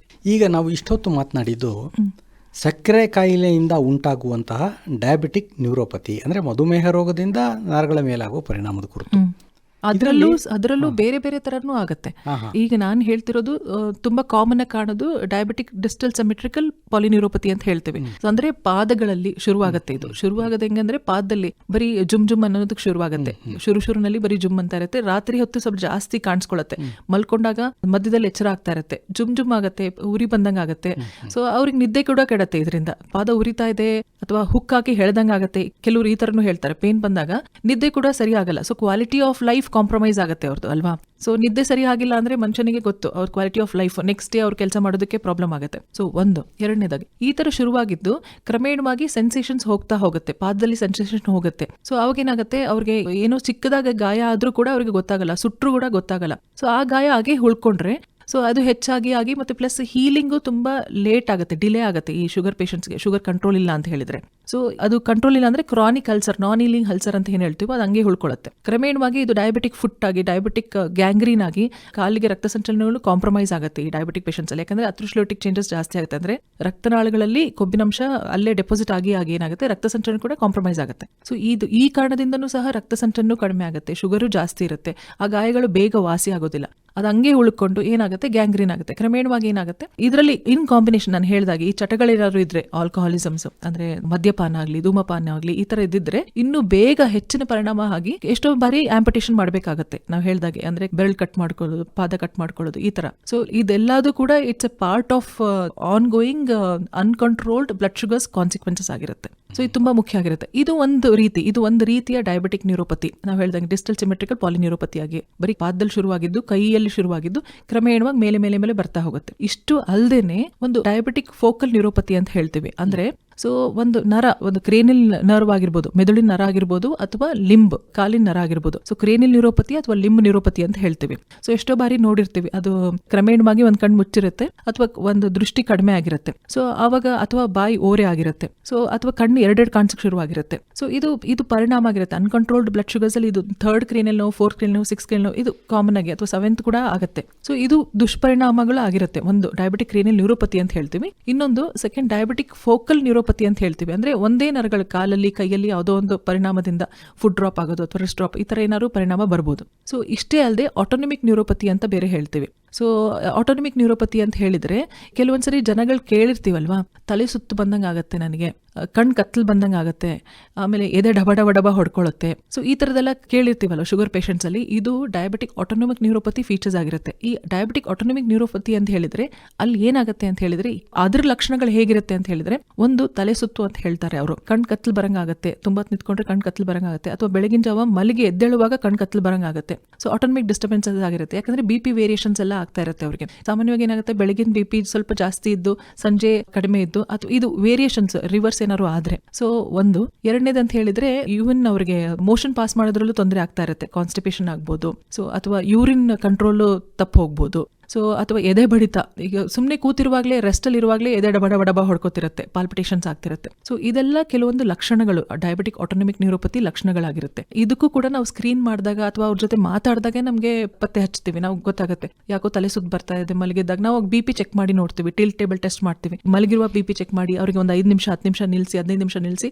ಅವಾಗ BP ಡ್ರಾಪ್ ಆಗತ್ತಾ ನೋಡ್ತೀವಿ. This is also A part of diabetic autonomic neuropathy. ಇಷ್ಟೇ ಅಲ್ಲದೆ ಡಯಾಬಿಟಿಕ್ ಥೊರೈಕೋ ಲಂಬಾರ್ ರ್ಯಾಡಿಕ್ಯುಲರ್ ನ್ಯೂರೋಪತಿ ಅಥವಾ ಲಂಬೋಸ್ಯಾಕ್ರಲ್ ರ್ಯಾಡಿಕ್ಯುಲರ್ ನ್ಯೂರೋಪತಿ ಅಂತ ಹೇಳ್ತೀವಿ. ಸೊ ಇದರಲ್ಲಿ ಏನಾಗುತ್ತೆ ಅಂತ ಹೇಳಿದ್ರೆ, ಬರ್ತಾ ಬರ್ತಾ ನೋಡಿರ್ತೀವಿ ಶುಗರ್ ಪೇಷಂಟ್ಸ್ಗೆ ಈ ಭುಜ ಭಾಗದ್ದು ಅಥವಾ ಪುಷ್ಟ ಭಾಗದ್ದು ಮಾಂಸಖಂಡಗಳೆಲ್ಲ ಬತ್ತೋಗ್ತಾ ಇರುತ್ತೆ, ಸಣ್ಣಾಗೋಗಿರುತ್ತೆ. ಆಮೇಲೆ ಅವರಿಗೆ ಕೂತ್ ಎದ್ದೊಳಕ್ ಕಷ್ಟ ಆಗ್ತಿರುತ್ತೆ, ಕಾಲಲ್ಲಿ ಬಲ ಇಲ್ಲ ಅಂತಿರುತ್ತೆ, ಕೈಗಳಲ್ಲಿ ಬಲ ಇಲ್ಲ ಅನ್ಸುತ್ತೆ, ಎದೆನೋ ಬರೋ ತರ ಆಗೋದು ಅಥವಾ ಟೈಟ್ ಹಿಡ್ದಂಗೆ ಆಗೋದು, ಬೆನ್ ಮೇಲೆಲ್ಲ ಜುಮ್ ಜುಮ್ ಜುಮ್ ಆಗೋದು. It's a part of diabetic neuropathy ಆಗಿರುತ್ತೆ. ಸೊ ಅಥವಾ ಇದು ಇಷ್ಟಲ್ಲದೆ ಅಲ್ಲದೆ ಹೈಪರ್ಗ್ಲೈಸೆಮಿಕ್ ನ್ಯೂರೋಪತಿ ಅಂತಾನೂ ಬರುತ್ತೆ. ಇದೆಲ್ಲ ಡಿಫ್ರೆಂಟ್ ಅಂದ್ರೆ ಬೇರೆ ಬೇರೆ ಬೇರೆ ತರದ ನ್ಯೂರೋಪತಿ ಆಗಿರುತ್ತೆ. ನಾನು ಈಗಾಗಲೇ ಹೇಳಿದಾಗೆ ಒಂದು ಕಾಮನ್ ಆಗಿ ನಾವು ನೋಡಿದ್ದು, ನಾವು ಮೊದಲೆಲ್ಲ ಡಿಸ್ಕಸ್ ಮಾಡಿದ್ದು, ಪಾದದಿಂದ ಶುರು ಆಗಿದ್ದು ಡಯಾಬಿಟಿಕ್ ಡಿಸ್ಟಲ್ ಸಿಮೆಟ್ರಿಕಲ್ ನ್ಯೂರೋಪತಿ ಅನ್ನೋದಾಗಿ, ಇನ್ನೊಂದು ಫೋಕಲ್ ನ್ಯೂರೋಪತಿ, ಆಟೋನಮಿಕ್ ನ್ಯೂರೋಪತಿ, ಮತ್ತೆ ಲಂಬೋಸ್ಯಾಕ್ರಲ್ ಅಥವಾ ಥೊರೈಕೋ ಲಂಬಾರ್ ರ್ಯಾಡಿಕ್ಯುಲರ್ ನ್ಯೂರೋಪತಿ. ಸೊ ಇದೆಲ್ಲ ಮ್ಯಾನಿಫೆಸ್ಟೇಷನ್ಸ್ ಆಗಿರುತ್ತೆ ಡಿಫ್ರೆಂಟ್ ಆಗಿ. ಕಾಮನ್ ಆಗಿ ನೋಡೋದು ಡಿಸ್ಟಲ್ ಸಿಮೆಟ್ರಿಕ್ ಪವಲ್ ನ್ಯೂರೋಪತಿ, ಅದು ಪಾದ ಉರಿಯಿಂದ ಶುರುವಾಗೋದು. ಅದರ ದುಷ್ಪರಿಣಾಮಗಳು ತುಂಬಾ ಕಾಮನ್ ಆಗಿ ನಮ್ಮ ಒಪಿನಿಯಲ್ಲಿ ನಾವು ನೋಡ್ತಾ ಇರ್ತೀವಿ. ಡಾಕ್ಟ್ರೆ, ಈಗ ತಾವು ಇಷ್ಟೊತ್ತು ಹೇಳಿದ್ದು ಮಧುಮೇಹ ರೋಗದಿಂದ ನರಗಳ ಮೇಲಾಗುವ ಪರಿಣಾಮ, ಇದು ಒಂದು ನ್ಯೂರೋಪತಿ ಅಂತ. ಮಧುಮೇಹ ರೋಗ ಅಲ್ಲದೆ ಬೇರೆ ಯಾವುದಾದ್ರೂ ರೂಪದಲ್ಲಿ, ಅಂದ್ರೆ ಬೇರೆ ಯಾವುದಾದ್ರೂ ಕಾರಣದಿಂದ ಇದು ನ್ಯೂರೋಪತಿ ಉಂಟಾಗುವಂತ ಸಾಧ್ಯತೆ? ಖಂಡಿತ. ಸೊ ನ್ಯೂರೋಪತಿ ಅಂದ್ರೆ ನಾನು ಈಗ ಹೇಳಿದಾಗೆ ನರಕ್ಕೆ ಡ್ಯಾಮೇಜ್ ಆಗೋದು, ಅದಕ್ಕೆ ಹಲವಾರು ಕಾರಣಗಳಿದೆ. ಅದರಲ್ಲಿ ಮೋಸ್ಟ್ ಕಾಮನ್ ಕಾರಣನೇ ಡಯಾಬಿಟಿಸ್. ಅಂದ್ರೆ ಇದಕ್ಕೆ ಡಯಾಬಿಟಿಕ್ಸ್ ಆಗಿರ್ಲೇಬೇಕು, ಅವ್ರಿಗೆ ಮಾತ್ರ ಇದು ಬರ್ತದೆ ಅಂತ ಏನಿಲ್ಲ, ಹಂಗೇನೂ ಇಲ್ಲ. ಎಷ್ಟೋ ಬಾರಿ ಏನಾಗುತ್ತೆ, ಸುಮಾರು 10-50% ಈ ಡಯಾಬಿಟಿಕ್ಸ್ ಅಲ್ಲೇ ನಾವು ಕಾಲೂರಿ ಪಾದೌರಿ ಅಂತ ಬಂದಾಗ, ಸೊ ಅದು 10-50% ಅಲ್ಲಿ ಬರೀ ಡಯಾಬಿಟಿಸ್ ಅಷ್ಟೇ ಅಲ್ಲದೆ ಬೇರೆ ಕಾರಣನೂ ಅದ್ರಲ್ಲಿ ಕಾಂಬಿನೇಷನ್ಸ್ ಬಂದಿರುತ್ತೆ. ಸೊ ಯಾಕೆ ಇದ್ರ ಬಗ್ಗೆ ನಾವು ವರ್ಕಪ್ ಮಾಡಬೇಕು, ಪತ್ತೆ ಹಚ್ಚಬೇಕು ಅಂತ ಹೇಳಿದ್ರೆ, ಎಷ್ಟೋ ಬಾರಿ ನಮ್ಗೆ ಅದು ಬಯಾಸ್ ಮಾಡುತ್ತೆ. ಅಂದ್ರೆ ಏನಾಗುತ್ತೆ, ಬರೀ ಶುಗರ್ ಇದೆ, ಸೊ ಹಂಗಾಗಿ ಪಾದೌರಿ ಕಾಲೂರಿ ಬರೀ ಶುಗರ್ ಇಂದ ಆಗಿರ್ಬೋದು ಅಂತ ಅನ್ಕೊಳ್ತೀವಿ. ಬಟ್ ಆ ರೀತಿ ಅಲ್ಲ, ಎಷ್ಟೋ ರೀತಿಯಲ್ಲಿ ನಮ್ಗೆ ಬೇರೆ ಕಾರಣನೂ ಇರುತ್ತೆ. ಲೈಕ್ ಫಾರ್ ಎಕ್ಸಾಂಪಲ್ ಲೇಡೀಸ್ ಅಲ್ಲಿ ಹೈಪೋಥೈರಾಯ್ಡಿಸಮ್ ಅಂತ ಹೇಳ್ತೀವಿ, ಥೈರಾಯ್ಡ್ ಗ್ರಂಥಿ ಸಂಬಂಧಿ ಕಾಯಿಲೆಯಲ್ಲಿ. ಸೊ ಹೈಪೋಥೈರಾಯ್ಡಿಸಮ್ ಕೂಡ ಒಂದು ಕಾರಣ ಆಗಿರುತ್ತೆ ಪೆರಿಫೆರಲ್ ನ್ಯೂರೋಪತಿಗೆ, ಕಾಂಬಿನೇಷನ್ಸ್. ಸೊ ಇನ್ನೊಂದೇನಂದ್ರೆ nutritional deficiency, vitamin B12 deficiency, folic acid, vitamin B12 ಅಂತ ಏನ್ ಅಂಶ ಹೇಳ್ತೀವೋ ಅದು ಡಿಫಿಷಿಯನ್ಸಿಯಿಂದ ಆಗ್ತಕ್ಕಂಥದ್ದು. ಅದ್ರ ಪ್ರಮಾಣ ದೇಹದಲ್ಲಿ ಕಡಿಮೆ ಆದ್ರೂ ಕೂಡ ಈ ತರ ಪಾದೂರಿ ಕಾಲೂರಿ ಈ ತರ ಎಲ್ಲ ಬರ್ತಾ ಹೋಗುತ್ತೆ. ಸೊ ಇಷ್ಟೇ ಅಲ್ಲದೇನೆ ಪ್ಯಾರಾನಿಯೋಪ್ಲಾಸ್ಟಿಕ್ ನ್ಯೂರೋಪತಿ ಅಂತ ಬರುತ್ತೆ, ಅಥವಾ ವ್ಯಾಸ್ಕುಲೈಟಿಕ್ ನ್ಯೂರೋಪತಿ. ಇವೆಲ್ಲ ಸ್ವಲ್ಪ ಸೀರಿಯಸ್ ಆಗಿರುತ್ತೆ ಕಂಡೀಷನ್ಸ್. ಸೊ ಇದಕ್ಕೆಲ್ಲ ಹೇಗೆ ಅಂತ ಯಾಕೆ ನೋಡ್ಬೇಕು ಅಂತ ಹೇಳಿದ್ರೆ, ಇದರಲ್ಲಿ ಟ್ರೀಟ್ಮೆಂಟ್ ಇದೆ. ಅಂದ್ರೆ ಈಗ ಫಾರ್ ಎಕ್ಸಾಂಪಲ್ ವಿಟಮಿನ್ B12 ಅಂಶ ಕಡಿಮೆ ಇದ್ದ, ಫೋಲಿಕ್ ಆಸಿಡ್ ಅಂಶ ಕಡಿಮೆ ಇದ್ದಾಗ ಆಗ್ತಕ್ಕಂಥ ನ್ಯೂರೋಪತಿನಲ್ಲಿ, ಸೊ ಅದು ಸಪ್ಲಿಮೆಂಟ್ ಮಾಡಿದಾಗ ಏನಾಗುತ್ತೆ, ಸಿಂಪ್ಟಮ್ಸ್ ಎಲ್ಲ ಬೇಗ ವಾಸಿ ಆಗುತ್ತೆ, ಸರಿ ಹೋಗ್ತಾರೆ ಪೇಷಂಟ್. ಈವನ್ ಥೈರಾಯ್ಡ್ ಸಂಬಂಧಿ ಆಗಿದ್ರು ಕೂಡ ಥೈರಾಯ್ಡ್ಗೆ ಟ್ರೀಟ್ಮೆಂಟ್ ಕೊಟ್ಟಾದ್ಮೇಲೆ ಬಿಗಿನಿಂಗ್ ಸ್ಟೇಜ್ ಅಲ್ಲೇ ಬಂದಾಗ ತಕ್ಕ ಮಟ್ಟಿಗೆ ಇದನ್ನ ಕಂಟ್ರೋಲ್ ಮಾಡಿಸಬಹುದು. ಸೊ ಅದೇ ರೀತಿಯಲ್ಲಿ ತುಂಬಾ ಸಿವಿಯರ್ ಫಾರ್ಮ್ ಆಫ್ ನ್ಯೂರೋಪತಿನ ಹೇಳಿದಾಗ ವ್ಯಾಸ್ಕುಲೈಟಿಕ್ ನ್ಯೂರೋಪತಿ ಅಥವಾ ಪ್ಯಾರಾನಿಯೋಪ್ಲಾಸ್ಟಿಕ್ ಈ ಕಂಡೀಷನ್ಸ್ ಅಲ್ಲಿ ಬಂದಾಗ, ಸೊ ಇವಕ್ಕೆಲ್ಲ ಸ್ವಲ್ಪ ಎಕ್ಸ್ಟೆನ್ಸಿವ್ ಸ್ಟಡಿ ಮಾಡಬೇಕಾಗುತ್ತೆ, ಕನ್ಫರ್ಮ್ ಮಾಡ್ಕೊಳ್ಬೇಕಾಗುತ್ತೆ. ಮತ್ತೆ ಇದಕ್ಕೆ ಆದ ಒಂದು ಇಮ್ಯುನೋಸಪ್ರೆಸಿವ್ ಟ್ರೀಟ್ಮೆಂಟ್ ಇರುತ್ತೆ. ಸ್ಟೀರಾಯ್ಡ್ ಅಥವಾ ಪಲ್ಸ್ ಥೆರಪಿ ಕೊಡ್ತೀವಿ ನಾವು, ಸ್ಟೀರಾಯ್ಡ್ ಅಥವಾ IVIG ಪ್ಲಾಸ್ಮಾ ಎಕ್ಸ್ಟೆಂಡ್ ಈ ತರ ಕೊಟ್ಬಿಟ್ಟು, ಇಲ್ಲ CIDP ಅಂತಾನೂ ಇರುತ್ತೆ, ಅದು it's a form of chronic neuropathy. So ಅದು ಕೂಡ ಆಗಿರ್ಬೋದು. ಅದು ಡಯಾಬಿಟಿಕ್ಸ್ ಅಲ್ಲಿ ತುಂಬಾ ಕಾಮನ್.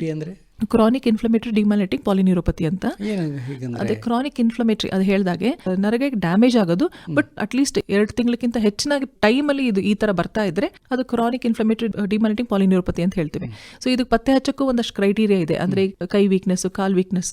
ಸೊ ಜೊತೆಗೆ ನಾವು ಅದು CSF ಮಾಡಿ ನೋಡ್ತೀವಿ, ನರ ಟೆಸ್ಟ್ ಮಾಡಿ ನೋಡ್ತೀವಿ, ನರದ್ದು ಬಯಾಪ್ಸಿ ಮಾಡಿ ನೋಡ್ತೀವಿ ಕನ್ಫರ್ಮ್ ಮಾಡ್ಕೊಳ್ಳೋದಕ್ಕೆ. ಸೊ ಇದರೆಲ್ಲ ಎಕ್ಸ್ಟೆನ್ಸಿವ್ ಸ್ಟಡಿ ಮಾಡ್ಬೇಕಾಗಿ ಬರುತ್ತೆ. ಸೊ ಅವ್ರಿಗೆ ಶುಗರ್ ಇದೆ ಅಂದ್ರೆ ಪಾದೌರಿ ಸಹಜ ನಿಜ, ಬಟ್ ಅದೇ ಒಂದು ಕಾರಣ ಕಾರಣ ಆಗಿಲ್ದೇನೂ ಇರ್ಬೋದು. ಕೆಲವೊಂದು ಟ್ರೀಟಬಲ್, ನಾನು ಹೇಳಿದಾಗೆ ಇದೆಲ್ಲ ಕಾರಣಗಳು ಇದ್ದಾಗ ಏನಾಗುತ್ತೆ, ನಾವು ಸ್ವಲ್ಪ ಎಕ್ಸ್ಟೆನ್ಸಿವ್ ಆ ಪೇಷಂಟ್ ನೋಡಿದಾಗ, ಮಾತಾಡಿದಾಗ, ದಿನನಿತ್ಯ ಎಕ್ಸ್ಪೀರಿಯನ್ಸ್ ಅಲ್ಲಿ ನಮ್ಗೆ ಗೊತ್ತಾಗ್ತಾ ಹೋಗುತ್ತೆ ಯಾರಿಗೆ ಎಕ್ಸ್ಟೆನ್ಸಿವ್ ಸ್ಟಡಿ ಬೇಕು, ಯಾರಿಗೆ ಬೇಕಾಗಲ್ಲ ಅಂತ ಹೇಳ್ಬಿಟ್ಟು. ಸೊ ಯಾರಿಗೆ ನರ ಟೆಸ್ಟ್ ಮಾಡಿ ನೋಡ್ಕೊಂಡು ಕನ್ಫರ್ಮ್ ಮಾಡ್ಕೊಂಡು ಶುಗರ್ ಕಂಟ್ರೋಲ್ ಇಲ್ಲ, ಇನ್ನು ಹೇಳಿದಾಗೆ HbA1c ಸಾಮಾನ್ಯವಾಗಿ 6.5 ಇಷ್ಟೇ ಇರಬೇಕು, ಅದು ಬಿಲೋ ದಾಟ್ ಇರಬೇಕು. ಈಗ HbA1c ಕಂಟ್ರೋಲ್ ಇಲ್ಲ, ಈಗ 13-14 ಈ ತರ ಎಲ್ಲ ಇದೆ ಅಂತ ಹೇಳಿದಾಗ ನಾವು ಸ್ಟ್ರಿಕ್ಟ್ ಶುಗರ್ ಕಂಟ್ರೋಲ್ ಬಗ್ಗೆ ನಾವು ಅದನ್ನ ಕಾನ್ಸಂಟ್ರೇಟ್ ಮಾಡ್ತಾ ಹೋಗ್ತೀವಿ. ಶುಗರ್ ಕಂಟ್ರೋಲ್ ಮಾಡಿದ್ಮೇಲೆ ಸಿಂಪ್ಟೊಮೆಟಿಕ್ ಟ್ರೀಟ್ಮೆಂಟ್ ಕೊಟ್ಟಾದ್ಮೇಲೆ ನರ ಟೆಸ್ಟ್ ಎಲ್ಲ ನೋಡಿ ಬೇರೆ ಏನು ತೊಂದರೆ ಇಲ್ಲ ಅಂತ ಹೇಳಿದ್ರೆ ಆಟೋಮೆಟಿಕ್ ಆಗಿ ಬರೀ ಶುಗರ್ ಇಂದ ಹಾಕಿದ್ರೆ ಅದು ತಕ್ಕ ಮಟ್ಟಿಗೆ ಕಂಟ್ರೋಲ್ಗೆ ಬರುತ್ತೆ.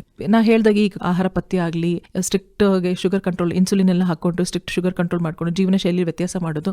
ಇಷ್ಟೇ ಅಲ್ಲದೆ ಈ ಪೆರಿಫೆರಲ್ ನ್ಯೂರೋಪತಿ ಸಿಂಪ್ಟಮ್ಸ್ ಇದ್ದಾಗ ನಾವೇನ್ ಮಾಡ್ತೀವಿ, ಕೆಲವೊಂದು ವ್ಯಾಯಾಮಗಳಿರುತ್ತೆ. ಕೈ ಉರಿ, ಪಾದ ಉರಿ ಇದ್ದವರಿಗೆ ಕೆಲವೊಂದು ವ್ಯಾಯಾಮ ಹೇಳ್ಕೊಡ್ತೀವಿ. ಅಂದ್ರೆ ಶೇಕ್ ಮಾಡೋದು, ಆಂಕಲ್ ಜಾಯಿಂಟ್ಸ್ ಮೂವ್ಮೆಂಟ್ಸ್ ಮಾಡೋದು, ಪಾದ ಟ್ಯಾಪಿಂಗ್ ಮಾಡೋದು, ಟೋ ಟ್ಯಾಪಿಂಗ್ ಮಾಡೋದು, ಈ ತರ ಎಲ್ಲ ಹೇಳ್ಕೊಟ್ಟು ರಕ್ತ ಸಂಚಲನೆ ತಕ್ಕ ಮಟ್ಟಿಗೆ ಇಂಪ್ರೂವ್ ಆಗುತ್ತೆ, ಸಿಂಪ್ಟಮ್ಸ್ ಕಡಿಮೆ ಆಗುತ್ತೆ ಅಂತ ಒಂದು ಟಿಪ್ಸ್ ಕೊಡ್ತೀವಿ ನಾವು ಅವರಿಗೆ. ಸೊ ಇದು ಒಂದು ರೀತಿ.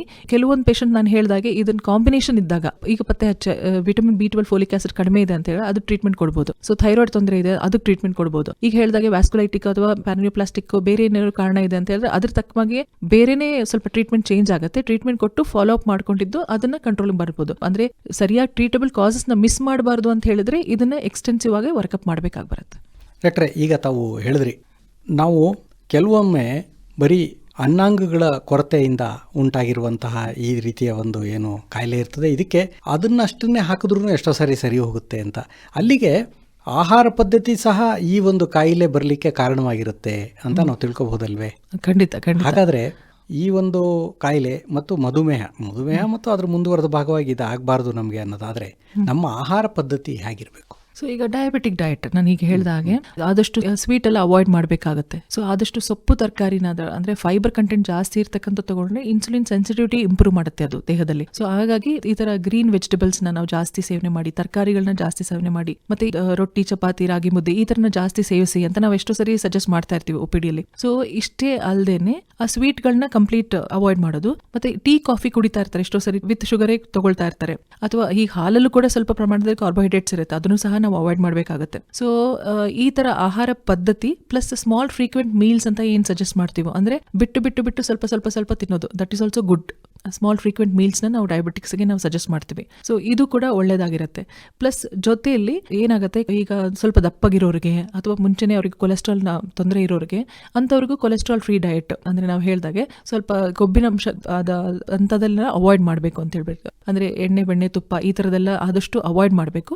ಸೊ ಮತ್ತೆ ವೇಟ್ ಕಂಟ್ರೋಲ್ ಮಾಡೋದು ತುಂಬಾ ಮುಖ್ಯ ಆಗಿರುತ್ತೆ. ತುಂಬಾ ದಪ್ಪಗಿರೋರಿಗೆ, ಸೊ ಒಬೆಸಿಟಿ, ಮೆಟಬಾಲಿಕ್ ಸಿಂಡ್ರೋಮ್ಸ್ ಈ ತರ ಒಬೆಸಿಟಿ ಇರೋರಿಗೆ ಅವರು ಕೂಡ ಜೀವನ ಶೈಲಿ ಅಳವಡಿಸ್ಕೊಂಡು ತೂಕನ ತಕ್ಕಮಟ್ಟಿಗೆ ಕಂಟ್ರೋಲ್ ಇಟ್ಕೊಳ್ಳೋದು.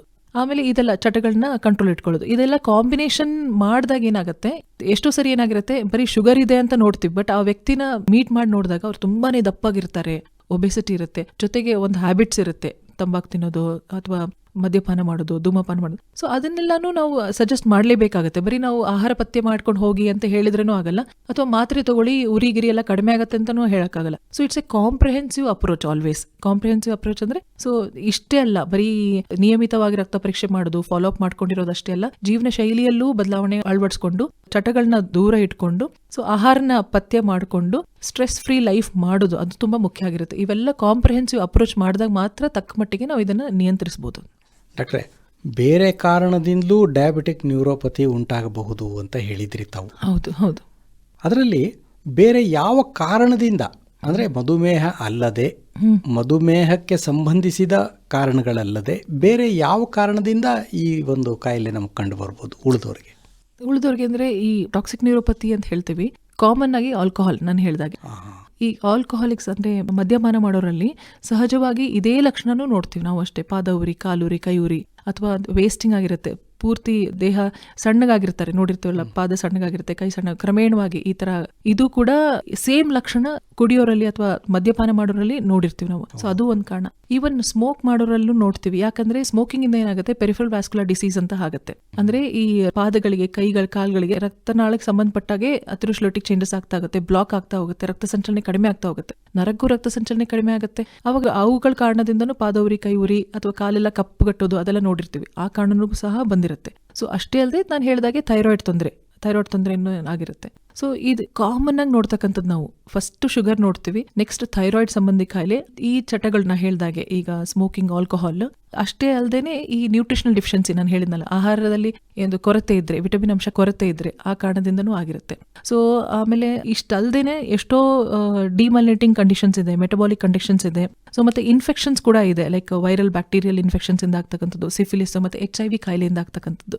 ಸೊ HIV ಕಾಯಿಲೆಯಲ್ಲೂ ಸಹ ನರಗಳನ್ನ ಬತ್ತೋಗ್ಬೋದು, ಈ ಪೆರಿಫೆರಲ್ ನ್ಯೂರೋಪತಿ ಬರ್ಬೋದು. ಸೊ ಅವಾಗ ನಾವು ಅದಕ್ಕೆ ಹೇಳ್ತೀವಲ್ಲ, ರಕ್ತ ಪರೀಕ್ಷೆ ಮಾಡಿ ನೋಡಿದಾಗ ಅವಾಗ ನಾವು ಎಷ್ಟೊಂದು ಪತ್ತೆ ಹಚ್ತೀವಿ ನಾವಾಗ, ಓಕೆ HIV ಇದೆಯಾ, ಸೊ ಮತ್ತೆ ಸಿಫಿಲಿಸ್ ಇದೆಯಾ, ಅಥವಾ ಬೇರೆ ಏನಾದ್ರು ಕಾರಣ ಏನಾದ್ರು ಇದೆಯಾ, ಅದರಿಂದನೂ ಅದು ವ್ಯಾಸ್ಕುಲೈಟಿಸ್ ವರ್ಕಪ್ ಮಾಡಿದಾಗ. ಸೊ ಇವೆಲ್ಲ ಕಾರಣಗಳನ್ನ ನಾವು ದೂರಗಟ್ಟಬಹುದು ಅಂತ, ಅಂದ್ರೆ ಪತ್ತೆ ಹಚ್ಚಿ ಅದಕ್ಕೆ ಟ್ರೀಟ್ಮೆಂಟ್ ಕೊಡ್ಬೋದು ಅಂತ. ಒಟ್ಟಲ್ಲಿ ನಾವು ನಿಯಮಿತವಾಗಿ ತಪಾಸಣೆಗೊಳಪಡೋದು ಅತ್ಯಂತ ಮುಖ್ಯವಾದ ವಿಷಯ ಅಂತ ನಾವು ತಿಳ್ಕೊಬಹುದೇ? ಖಂಡಿತ ಖಂಡಿತ. ಇದು this is the message, today's message. ಏನಂದ್ರೆ ನಿಯಮಿತ ರಕ್ತ ಪರೀಕ್ಷೆ ಅಥವಾ ನಿಯಮಿತವಾಗಿ ನಾವು ಜನರಲ್ ಹೆಲ್ತ್ ಚೆಕಪ್ಸ್ ಅಂತ ಏನ್ ಹೇಳ್ತೀವೋ ಅದು ತುಂಬಾ ಮುಖ್ಯ ಆಗಿರುತ್ತೆ. ಎಲ್ಲಾ ಕಾಯಿಲೆಗಳಿಗೂ ಇದು ಅಳವಡಿಸ್ಕೊಳುತ್ತೆ. ಯಾಕಂದ್ರೆ ಶುಗರ್ ಅಷ್ಟೇ ಅಲ್ಲ, ಆ ಪರೀಕ್ಷೆ ಮಾಡೋದ್ರಲ್ಲಿ ಎಷ್ಟೋ ಗೊತ್ತಿಲ್ಲದೆ ಇರೋ ನಮಗೆ ಗೊತ್ತಾಗ್ತಾ ಹೋಗುತ್ತೆ. ಈಗ ಜನರಲ್ ಆಗಿ ಸುಮ್ಮನೆ ಬ್ಲಡ್ ಟೆಸ್ಟ್ ಮಾಡಿ ನೋಡಿದಾಗ ಶುಗರ್ ಇರೋದು ಗೊತ್ತಾಗುತ್ತೆ, ಥೈರಾಯ್ಡ್ ಇರೋದು ಗೊತ್ತಾಗುತ್ತೆ, ಕಿಡ್ನಿ ತೊಂದರೆ ಇರೋದು ಗೊತ್ತಾಗುತ್ತೆ, ಅಥವಾ ಬೇರೆ ಇನ್ನೇನೋ ಕಾಯಿಲೆ ಇರೋದು ಗೊತ್ತಾಗ್ತಾ ಹೋಗುತ್ತೆ. ಕೊಲೆಸ್ಟ್ರಾಲ್ ಜಾಸ್ತಿ ಇದೆ ಅಂದ್ರೆ ಅದು ಕೂಡ ಗೊತ್ತಾಗ್ತಾ ಹೋಗುತ್ತೆ, ಅಥವಾ HIV ಪತ್ತೆ ಹಚ್ತೀವಿ. ಈ ತರ ಇಷ್ಟಲ್ಲದೆ ಈಗ HbSAg, ಹೆಪಟೈಟಿಸ್ ಈ ಕಾರಣದಿಂದನೂ ಆಗುತ್ತೆ. ಹೆಪಟೈಟಿಸ್ ಕಾಯಿಲೆ ಅಂತ ಹೇಳ್ತೀವಿ, ಆ ಕಾರಣದಿಂದ ಪೆರಿಫೆರಲ್ ನ್ಯೂರೋಪತಿ ಆಗಬಹುದು. ಸೊ ಸಿಫಿಲಿಸ್ ಇಂದನೂ ಆಗಬಹುದು. ಸೊ ಇವೆಲ್ಲ ಎಷ್ಟೊಂದು ನಿಯಮಿತವಾದ ರಕ್ತ ಪರೀಕ್ಷೆ ಮಾಡೋದ್ರಿಂದ ಎಷ್ಟೋ ಕಾಯಿಲೆಗಳನ್ನ ಪತ್ತೆ ಹಚ್ತೀವಿ, ಅದ್ರ ತಕ್ಕನಾಗಿ ಟ್ರೀಟ್ಮೆಂಟ್ ಕೂಡ ಕೊಡಬಹುದು ಅನ್ನೋ ಒಂದು ಅವಕಾಶ ಇರುತ್ತೆ. ಸೊ ಅದಕ್ಕೆ ಖಂಡಿತ ಈ ಹೆಲ್ತ್ ಸ್ಕ್ರೀನಿಂಗ್ ಅನ್ನೋದು ತುಂಬಾ ಮುಖ್ಯ ಆಗಿರುತ್ತೆ. ಸೊ ಎಷ್ಟೋ ಜನಕ್ಕೆ ಇದ್ರ ಬಗ್ಗೆ ಒಂದು ತಾತ್ಸಾರ ಭಾವನೆ, ಈ ಹೆಲ್ತ್ ಸ್ಕ್ರೀನಿಂಗ್ ಯಾಕೆ ಮಾಡಿಸ್ಬೇಕು, ಚೆನ್ನಾಗೇ ಇದೀವಲ್ಲ, ಓಡಾಡ್ಕೊಂಡಿದೀವಲ್ಲ, ನಮ್ಗೇನು ಕಾಯಿಲೆ ಇಲ್ಲ, ಯಾಕೆ ಮಾಡಿಸ್ಬೇಕು ಅಂತ ಹೇಳ್ತಾರೆ. ಯಾಕೆ ಅಂತ ಹೇಳಿದ್ರೆ ನಾವು ದಿನನಿತ್ಯ ಪ್ರಾಕ್ಟೀಸ್ ಅಲ್ಲಿ ನಾವು ನೋಡಿದಾಗ ಎಷ್ಟೋ ಜನ ಈಗ ಬೇರೆ ಏನೇನೋ ಕಾರಣಕ್ಕೆ ಬಂದಿರ್ತಾರೆ. ಅಂದ್ರೆ ತಲೆಸುತ್ತ ಬಂದ್ರು, ಬಿದ್ರು, ಮೂರ್ಛೋದ್ರು, ಸುಸ್ತು ಸಂಕಟ ಆಯ್ತು ಅನ್ಕೊಂಡ್ ಬಂದ್ರು, ಅಥವಾ ಅವರಿಗೆ ಏನೋ ಹಾರ್ಟ್ ಸಮಸ್ಯೆ ಆಯ್ತು ಎದೇನೋ ಅನ್ಕೊಂಡ್ ಬಂದ್ರು, ಅಥವಾ ಅವರಿಗೆ ಲಕ್ಕೋ ಹೊಡಿತು, ಕೈಕಾಲು ಬಿದ್ದೋಯ್ತು ಅನ್ಕೊಂಡ್ ಬಂದ್ರು. ಅವ್ರುಗಳನ್ನ ಟೆಸ್ಟ್ ಮಾಡಿ ನೋಡಿದಾಗ ಅವಾಗ ಈ ಕಾಯಿಲೆ ಇರೋದು ಗೊತ್ತಾಗತ್ತೆ. ಅಂದ್ರೆ ಶುಗರ್ ಇತ್ತು ಅವರಿಗೆ, BP ಜಾಸ್ತಿ ಇತ್ತು ಅವರಿಗೆ. ಹೆಲ್ತ್ ಚೆಕಪ್ ಮಾಡಿಸೋದ್ರಿಂದ ಎಷ್ಟೋ ಸರಿ ಏನಾಗುತ್ತೆ ಅಂದ್ರೆ BP ಹೆಚ್ಚಿದೆಯೋ ಕಡಿಮೆ ಇದೆಯೋ ಅದು ಕೂಡ ಗೊತ್ತಾಗತ್ತಲ್ವಾ. ECG ಇಂದ ಹೃದಯ ಸಂಬಂಧಿ ಕಾಯಿಲೆ ಇದೆಯಾ ಗೊತ್ತಾಗುತ್ತೆ. ಸೊ ಸಿಂಪಲ್ ಬೇಸಿಕ್ ಟೆಸ್ಟ್ ವರ್ಷಕ್ಕೊಂದ್ಸರಿ ಅಥವಾ ವರ್ಷಕ್ಕೆ 2 ಸರಿ 40 ವರ್ಷದ ನಂತರ ಅಟ್ಲೀಸ್ಟ್ ಮಾಡಿಸ್ತಾ ಇದ್ರೆ ಇವೆಲ್ಲ ಪತ್ತೆ ಹಚ್ಚದೆ. ರಕ್ತ ಪರೀಕ್ಷೆಯಲ್ಲಿ ಕೊಲೆಸ್ಟ್ರಾಲ್ ಇದೆಯಾ, ಶುಗರ್ ಜಾಸ್ತಿ ಇದೆಯಾ, ಥೈರಾಯ್ಡ್ ತೊಂದರೆ ಇದೆಯಾ, ಕಿಡ್ನಿಗೆ ಏನಾದ್ರು ಸಮಸ್ಯೆ ಇದೆಯಾ, ಅಥವಾ ಲಿವರ್ಗೆ ಏನಾದ್ರು ಸಮಸ್ಯೆ ಇದೆಯಾ, ಅಥವಾ HIV ಕಾಯಿಲೆ ಏನಾದ್ರು ಇದೆಯಾ, ಈ ತರ ಕೆಲವೊಂದ್ಸರಿ ಗೊತ್ತಿಲ್ಲದೆ ಇರೋದು ಇಲ್ನೆಸ್ ಏನಿರುತ್ತೋ ಅದನ್ನ ಪತ್ತೆ ಹಚ್ಚೋದಕ್ಕೆ ನಮ್ಗೆ ಅನುಕೂಲ ಆಗುತ್ತೆ. ಡಾಕ್ಟ್ರೇ, ಈಗ ಈ ಡಯಾಬಿಟಿಕ್ ನ್ಯೂರೋಪತಿ ಕುರಿತು ಒಂದೇ ವಾಕ್ಯದಲ್ಲಿ ನೀವು ನಮ್ಮ ಕೇಳುಗರಿಗೆ ಏನಾದರೂ ಹೇಳಬೇಕು ಅನ್ನೋದಾದರೆ ಏನು ಹೇಳ್ತೀರಿ? 2 ಸ್ಟೇಜಲ್ಲಿ ಮಾಡ್ಬೋದು. ಒಂದು ಪ್ರಿವೆನ್ಷನ್, ಅಂದ್ರೆ ಇದು ಬರ್ದೇ ಇರೋ ಹಾಗೆ ತಡೆಗಟ್ಟೋದು ಯಾವ ಸ್ಟೆಪ್ ತಗೊಳ್ಬೇಕು, ಬಂದಾದ್ಮೇಲೆ ಏನ್ ಮಾಡ್ಬೇಕು ಅನ್ನೋದು ಮುಖ್ಯ ಆಗಿರುತ್ತೆ. ಬರ್ದೇ ಇರೋ ಹಾಗೆ ಮಾಡ್ಬೇಕು ಅಂತ ಹೇಳಿದಾಗ ಸ್ಟ್ರಿಕ್ಟ್ ಶುಗರ್ ಕಂಟ್ರೋಲ್ ತುಂಬಾ ಮುಖ್ಯ ಆಗಿರುತ್ತೆ ನಾನು ಹೇಳಿದಾಗೆ. ಸೊ ಅದಕ್ಕೆ ಏನ್ ಮಾಡ್ಬೇಕು ಹೇಳಿದ್ರೆ ಸರಿಯಾದ ಟೈಮ್ ಅಲ್ಲಿ ಮಾತ್ರೆಗಳನ್ನ ವೈದ್ಯರನ್ನ ಸಂಪರ್ಕಿಸಿ ತಗೊಳ್ಬೇಕಂತದ್ದು. ಮತ್ತೆ ರೆಗ್ಯುಲರ್ ಆಗಿ ಬ್ಲಡ್ ಶುಗರ್ ಚೆಕಪ್ಸ್ ಮಾಡಿಸ್ತಾ ಇರಬೇಕು. ಅದರಲ್ಲಿ ಖಾಲಿ ಹೊಟ್ಟೆಲ್ ಹೇಳಿದಾಗೆ FPS, PPBS ಮತ್ತೆ ಗ್ಲೈಕೇಟೆಡ್ ಹಿಮೋಗ್ಲೋಬಿನ್ ಅಂತ ಏನ್ ಹೇಳ್ತೀವಿ, HbA1c ಆ ಟೆಸ್ಟ್ಗಳು. ಸೊ ಇದನ್ನ ಮಾಡ್ಕೊಂಡು ಅದನ್ನ ನಿಯಂತ್ರಣದಲ್ಲಿ ಇಟ್ಕೊಳ್ಳೋದು, ಸ್ಟ್ರಿಕ್ಟ್ ಶುಗರ್ ಕಂಟ್ರೋಲ್ ಇಟ್ಕೊಳ್ಳೋದು ತುಂಬಾ ಮುಖ್ಯ, ಫಸ್ಟ್ ಸ್ಟೆಪ್. ಸೆಕೆಂಡ್ ಸ್ಟೆಪ್, ಇನ್ ಕಾಂಬಿನೇಷನ್ ಏನಾದ್ರೂ ಸಿಕ್ನೆಸ್ ಇದ್ರೆ, ಇಲ್ನೆಸ್ ಇದ್ರೆ, ಲೈಕ್ ಒಬೆಸಿಟಿ ಅಂದ್ರೆ ತುಂಬಾ ದಪ್ಪಗಿರೋದು, ಸ್ಥೂಲಕಾಯ, ಸೊ ಅದನ್ನ ಕಂಟ್ರೋಲ್ ಮಾಡ್ಕೊಳ್ಳೋದು ತುಂಬಾ ಮುಖ್ಯ ಆಗಿರುತ್ತೆ. ಅದು ಹೇಗೆ ಬರುತ್ತೆ? ಒಳ್ಳೆ ಜೀವನ ಶೈಲಿಯಿಂದ, ವ್ಯಾಯಾಮ ಮಾಡೋದ್ರಿಂದ, ವಾಕಿಂಗ್ ಮಾಡೋದ್ರಿಂದ, ಒಳ್ಳೆ ಚಟುವಟಿಕೆ ಜೀವನ ಶೈಲಿ ಅಳವಡಿಸ್ಕೊಳ್ಳೋದ್ರಿಂದ, ಆಹಾರ ಪಥ್ಯ ಮಾಡೋದ್ರಿಂದ ತೂಕನ ನಿಯಂತ್ರಣ ಇಟ್ಕೊಳ್ಳೋದಕ್ಕೆ ಕಂಟ್ರೋಲ್ ಆಗುತ್ತೆ. 3ನೇದು, ಕೊಲೆಸ್ಟ್ರಾಲ್ ಅಂಶ ದೇಹದಲ್ಲಿ ಜಾಸ್ತಿ ಇದೆ ಅಂತ ಹೇಳಿದ್ರೆ, ಅದು ಕೂಡ ಗೊತ್ತಿದೆ ಅಂತ ಹೇಳಿದ್ರೆ ಅದಕ್ಕೂ ಕೂಡ ಮಾತ್ರೆ ತಗೊಂಡು ಫ್ಯಾಟ್ ಫ್ರೀ ಡಯಟ್ ನಾವೇನ್ ಹೇಳ್ತೀವೋ ಅದನ್ನ, ಆಯಿಲ್ ಫ್ರೈಡ್ ಫುಡ್ಸ್ ಎಲ್ಲ ಅವಾಯ್ಡ್ ಮಾಡಬೇಕು ಅಂತ. 4ನೇದಾಗಿ ಇದ್ರಲ್ಲಿ ಏನಂದ್ರೆ ಈ ಥೈರಾಯ್ಡ್ಗೆ ಏನಾದ್ರು ತೊಂದರೆ ಇದ್ರೆ ಅದು ಕೂಡ ಸ್ಟ್ರಿಕ್ಟ್ ಕಂಟ್ರೋಲ್ ಇಟ್ಕೋಬೇಕು, ಅದರಲ್ಲೂ ಪಥ್ಯ ಮಾಡಬೇಕು. ಇಷ್ಟಲ್ಲದೆ ಚಟಗಳನ್ನ ನಿಯಂತ್ರಣದಲ್ಲಿ ಇಟ್ಕೋಬೇಕು. ಇದು ಪ್ರಿವೆಂಟಿವ್ ಆಸ್ಪೆಕ್ಟ್. ಆಮೇಲೆ ರೆಗ್ಯುಲರ್ ಹೆಲ್ತ್ ಸ್ಕ್ರೀನಿಂಗ್ ಮಾಡ್ಕೊಳ್ಳೋದು. 2ನೇದಾಗಿ ಅಂತ ಹೇಳಿದ್ರೆ ಕಾಲ್ಗಳಲ್ಲಿ ಪೆರಿಫೆರಲ್ ನ್ಯೂರೋಪತಿ ಇದೆಯೋ ಇಲ್ವೋ ಅದು ಹೇಗೆ ಪತ್ತೆ ಹಚ್ಚೋದನ್ನ ಹೇಳಿದ್ನಲ್ಲ, ಚಿಕ್ಕದಾಗಿ ಪಾದ ಉರಿ, ಕೈ ಉರಿ, ಕಾಲುರಿ ಏನಾದ್ರು ಇದೆಯಾ ನೋಡ್ಕೊಳ್ಳೋದು. ನಮ್ ಪಾದಗಳನ್ನ ಮತ್ತೆ ಕೈಗಳನ್ನೆಲ್ಲ ಸ್ವಚ್ಛವಾಗಿ ಇಡ್ತಕ್ಕಂಥದ್ದು. ಏನ್ ಮಾಡ್ಬೇಕು ಅಂತ ಹೇಳಿದ್ರೆ ಈ ಶುಗರ್ ಇರೋರು ಪಾದಗಳನ್ನ ಸ್ವಚ್ಛವಾಗಿ ವಾಶ್ ಮಾಡಿ ಕ್ಲೀನಾಗಿ ಇಟ್ಕೊಳ್ಳೋದು, ಕಾಲ್ನ ಮತ್ತೆ ಉಗುರುಗಳನ್ನ ಕರೆಕ್ಟಾಗಿ ಕಟ್ ಮಾಡ್ಕೊಂಡು ಇಟ್ಕೊಳ್ಳೋದು ನೀಟಾಗಿ. 3ನೇದು ಏನಂತ ಹೇಳಿದ್ರೆ ಈ ಸಂಧಿಯಲ್ಲಿ, ಬೆರಳುಗಳ ಸಂಧಿಗಳಲ್ಲಿ ಏನಾದ್ರೂ ಇದೆಯಾ ಕ್ಲೀನ್ ಆಗಿರ್ಬೇಕು, ಅದನ್ನು ಕೂಡ ವಾಶ್ ಮಾಡಿ ನೀಟಾಗಿ ಇಟ್ಕೊಳ್ಬೇಕು. ಮತ್ತೆ ಪೆಟ್ ಆಗದೆ ಇರೋ ಹಾಗೆ ನೋಡ್ಕೊಳ್ಬೇಕು ಆದಷ್ಟು. ಆಮೇಲೆ ಅದು ನಿಮ್ದು ಪಾದಕ್ಕೆ ತಕ್ಕನಾಗೆ ಒಂದು ಫುಟ್ವೇರ್ಸ್ ನ ಯೂಸ್ ಮಾಡೋದು, ಸ್ಲಿಪ್ಪರ್ಸ್ ಆಗಲಿ ಶೂಸ್ ನಾಗ್ಲಿ ಯೂಸ್ ಮಾಡೋದು. ಸೊ ಅದಕ್ಕೆ ಎಷ್ಟೋ ಸರಿ ಡಾಕ್ಟರ್ಸ್ ಫುಟ್ ಅಂತ, ಮೆಡಿಕೇಟೆಡ್ ಫುಟ್ ಅಂತ ಬರುತ್ತೆ, ನಾವು ಕೇಳಿರ್ತೀವಲ್ವಾ, ಆ ತರ ಸ್ಲಿಪ್ಪರ್ಸ್ ನ ಯೂಸ್ ಮಾಡೋದು. ಆ ತರ ಸ್ಲಿಪ್ಪರ್ಸ್ ನ ಯೂಸ್ ಮಾಡ್ಕೊಳ್ಳೋದ್ರಿಂದ ಒಂದು ಗ್ರಿಪ್ ಇರುತ್ತೆ, ಮತ್ತೆ ಪದೇ ಪದೇ ಪೆಟ್ಟ ಆಗದೆ ಇರೋ ಹಾಗೆ ನೋಡ್ಕೊಳ್ಬಹುದು. ಮತ್ತೆ ಶೂ ಹಾಕೊಳ್ಳೋದ್ರಿಂದ ನೀಟಾಗಿ ಕವರ್ ಆಗಿರುತ್ತೆ ಅಂತ, ಸ್ವಚ್ಛವಾಗಿರುತ್ತೆ ಅಂತ ಇನ್ನೊಂದು ವಿಚಾರ. ಸೊ ಇದು ಪಾದಗಳನ್ನ ರೆಗ್ಯುಲರ್ ಆಗಿ ಎವ್ರಿ ಡೇ ಚೆಕ್ ಮಾಡ್ಕೊಳ್ಳೋದು. ರಾತ್ರಿ ಮಲಗೋಕ್ಕಿಂತ ಮುಂಚೆ ಚೆಕ್ ಮಾಡಿ ನೋಡಿ ಏನಾದ್ರು ಗಾಯ ಆಗಿದೆಯಾ, ಸಣ್ಣ ಪುಟ್ಟ ಏನಾದ್ರು ಸ್ಕ್ರಾಚಸ್ ಆಗಿದೆಯಾ ಅದನ್ನ ನೋಡ್ಕೊಳ್ಳೋದು ತುಂಬಾ ಮುಖ್ಯ ಆಗಿರುತ್ತೆ. ಅಥವಾ ಮನೇಲೆ ಒಂದು ಬಕೆಟ್ ಅಲ್ಲಿ ನೀರು ಇಟ್ಕೊಂಡು ಸ್ವಲ್ಪ ಉಗುರು ಬೆಚ್ಚ ನೀರು ಅಥವಾ ಬಿಸಿ ನೀರಲ್ಲಿ ಹಾಕೊಂಡು ಪಾದಗಳನ್ನ 2 ಸೋಕ್ ಮಾಡಿ ಇಟ್ಕೊಂಡು, ಅಥವಾ ನಿಮ್ದು ಒಂದು ಬ್ರಷ್ ಇಂದನೂ ಎಲ್ಲ ಬೆರಳುಗಳ ಸಂದಿನ ಸ್ವಚ್ಛ ಮಾಡಿ ಇಟ್ಕೊಳ್ಳೋದು, ಪಾದಗಳನ್ನ ಒಂದು ಡ್ರೈ ಇಟ್ಕೊಳ್ಳೋದು ತುಂಬಾ ಮುಖ್ಯ ಆಗಿರುತ್ತೆ. ಡಾಕ್ಟ್ರೇ, ಇದುವರೆಗೂ ತಾವು ವಿಶದವಾಗಿ ತಿಳಿಸ್ಕೊಟ್ರಿ ಈ ಒಂದು ಡಯಾಬಿಟಿಕ್ ನ್ಯೂರೋಪತಿ ಅಂದರೆ ಮಧುಮೇಹ ರೋಗದಿಂದ ನರಗಳ ಮೇಲಾಗುವ ಪರಿಣಾಮದ ಕುರಿತು. ಈ ಒಂದು ರೋಗದ ವಿಷಯದಲ್ಲಿ ಸಹ್ಯಾದ್ರಿ ನಾರಾಯಣ ಮಲ್ಟಿ ಸ್ಪೆಷಾಲಿಟಿ ಆಸ್ಪತ್ರೆ ಇದರ ಒಂದು ಹೆಗ್ಗಳಿಕೆ ಏನು? ಇಲ್ಲಿ ಬರೋದ್ರಿಂದ ನಮಗೆ ಸಿಗುವಂತಹ ಸೌಲಭ್ಯಗಳೇನು? ಇದು ಮುಖ್ಯವಾಗಿ ಏನಂತ ಹೇಳಿದ್ರೆ, ಇದು ಮಲ್ಟಿ ಸ್ಪೆಷಾಲಿಟಿ ಆಸ್ಪತ್ರೆ ಆಗಿರೋದ್ರಿಂದ ಇತ್ತೀಚಿನ ದಿನಗಳಲ್ಲಿ ಮಲ್ಟಿ ಸ್ಪೆಷಾಲಿಟಿ ವ್ಯವಸ್ಥೆ ಇರೋದು ತುಂಬಾ ಮುಖ್ಯ ಆಗಿರುತ್ತೆ. ಆ ವ್ಯವಸ್ಥೆ ನಮ್ಮ ಸಹ್ಯಾದ್ರಿ ನಾರಾಯಣ ಮಲ್ಟಿ ಸ್ಪೆಷಾಲಿಟಿ ಆಸ್ಪತ್ರೆಯಲ್ಲಿದೆ. ಮುಖ್ಯವಾಗಿ ಏನಂತ ಹೇಳಿದ್ರೆ, ಈಗ ನಾವು ಡಯಾಬಿಟಿಕ್ ಪೆರಿಫೆರಲ್ ನ್ಯೂರೋಪತಿನೇ ತಗೊಳ್ಳಿ. ಸೊ ಒಂದು ಡಯಾಬಿಟಿಸ್ ಕೇರ್ಗೆ ಫಿಸಿಷಿಯನ್ಸ್ ಇರ್ತಾರೆ, ಪೆರಿಫೆರಲ್ ನ್ಯೂರೋಪತಿಗೆ ನಾವು ನ್ಯೂರಾಲಜಿಸ್ಟ್ ಇರ್ತೇವೆ. ಪ್ಲಸ್ ಇದಷ್ಟೇ ಅಲ್ಲದೆ ಫುಟ್ ಕೇರ್, ಡಯಾಬಿಟಿಕ್ ಫುಟ್ ಆದಾಗ ಅಥವಾ ಸರ್ಜನ್ಸ್ ಕೂಡ ಇದ್ದಾರೆ ಒಳ್ಳೊಳ್ಳೆ, ಪ್ಲಸ್ ಅದು ವ್ಯಾಸ್ಕುಲರ್ ಸರ್ಜನ್ಸ್ ಕೂಡ ಇದ್ದಾರೆ ಇಲ್ಲಿ. ಸೊ ಎಲ್ಲ ಪ್ರತಿಯೊಂದು ವ್ಯವಸ್ಥೆಯೂ ಒಂದೇ ಸೂರಿನ ಅಡಿಯಲ್ಲಿ ಇರೋದ್ರಿಂದ ಇದು ನಮ್ಮ ಹೆಗ್ಗಳಿಕೆ ಆಗಿರುತ್ತೆ. ಇಲ್ಲಿ ಅಂದ್ರೆ ಎಲ್ಲಾ ಸೌಲಭ್ಯಗಳು ಒಂದೇ ಕಡೆ ಸಿಗ್ತಾ ಇರುತ್ತೆ. ಹಾಗಾಗಿ ಇದು ನಿಮ್ಮ ಒಂದು ಸಂಸ್ಥೆ ಹೆಗ್ಗಳಿಕೆ. ಖಂಡಿತ. ಸರಿ. ಇದರಿಂದ ವೈದ್ಯಕೀಯವಾಗಿ ಉಪಚಾರ ಮಾಡಲಿಕ್ಕಾಗಲಿ ಮತ್ತು ಈಗ ಏನು ಈ ತೊಂದರೆಯಿಂದ ಅನುಭವಿಸ್ತಾ ಇರ್ತಾರೆ ಅವ್ರಿಗೂ ಸಹ ಉಪಚಾರಕ್ಕೆ ENMG ವ್ಯವಸ್ಥೆ ಕೂಡ ಇದೆ, ನರ್ವ್ ಕಂಡಕ್ಷನ್ ಸ್ಟಡಿ ವ್ಯವಸ್ಥೆ ಕೂಡ ಇದೆ. ಸೊ ಈ ವ್ಯವಸ್ಥೆ ಎಲ್ಲದೂ ಒಂದೇ ಸೂರಿನ ಅಡಿಯಲ್ಲಿ ಸಿಗ್ತಿರೋದ್ರಿಂದ ರೋಗಿಗಳು ಆ ಕಡೆ ಈ ಕಡೆ ಇಲ್ಲಿಂದ ಇನ್ನೊಂದು ದೂರಕ್ಕೆ ಬೇರೆ ಎಲ್ಲೋ ಹೋಗ್ಬೇಕು ಆ ಥರ ಏನೂ ಇಲ್ಲ. ಎಲ್ಲ ಒಂದು ಸೂರಿನ ಅಡಿಗಳಲ್ಲಿ ಸಿಗೋದ್ರಿಂದ OPD ಕನ್ಸಲ್ಟೇಷನ್ಸ್ ಬಂದಾಗ ಎಲ್ಲ ವ್ಯವಸ್ಥೆನೂ ಅಲ್ಲೇ ಸಿಗ್ತಿರೋದ್ರಿಂದ ಅದು ಅವರಿಗೆ ಅನುಕೂಲ ಆಗುತ್ತೆ. ಜೊತೆಗೆ ಎಲ್ಲ ತಜ್ಞರು ಒಂದೇ ಕಡೆ ಸಿಗ್ತಾರೆ. ಖಂಡಿತ. ಸರಿ ಡಾಕ್ಟ್ರೆ, ಇದುವರೆಗೂ ತಾವು ನಮ್ಮೊಟ್ಟಿಗಿದ್ದು ನಮ್ಮ ಮನದಲ್ಲಿ ಈ ಒಂದು ಕಾಯಿಲೆಯ ಕುರಿತು ಹೇಳುವಂತಹ ಅನೇಕ ಪ್ರಶ್ನೆಗಳಿಗೆ ಸಮಂಜಸವಾದ ಉತ್ತರವನ್ನು ನೀಡಿದ್ದೀರಿ. ಇದಕ್ಕಾಗಿ ನಮ್ಮೆಲ್ಲ ಕೇಳುಗರ ಪರವಾಗಿ, ನಮ್ಮ ಸಂಸ್ಥೆಯ ಪರವಾಗಿ ತಮಗೆ ಧನ್ಯವಾದಗಳು. ನಮಸ್ಕಾರ. ನಮಸ್ಕಾರ.